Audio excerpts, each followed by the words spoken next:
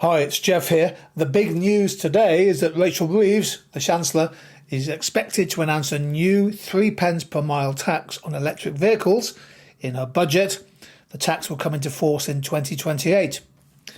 Well, the arguments for a tax are built around the need for extra revenue as a fiscal hole created by the long-term decline in fuel duty as drivers switch from internal combustion engines to EVs. And there's also an argument in economic terms for horizontal equity, requiring EV drivers, whose cars are often heavier, to contribute to the cost of road maintenance, for example, similar to ICE drivers, and that's the user pay principle. Support for the new tax comes from those focusing on the long-term economic sustainability of our road network and the principle that all users of the quasi-public road infrastructure should contribute proportionately. Clearly, this tax is coming up with some opposition.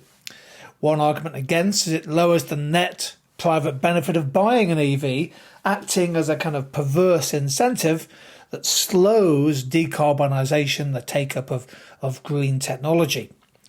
And also the reliance, as is proposed, on the driver estimated mileage for the system is highly susceptible, I think, to tax evasion and avoidance. New tax could also have unforeseen effects, including the delaying of fleet adoption, vans, lorries and buses for businesses and companies, because that would increase their costs.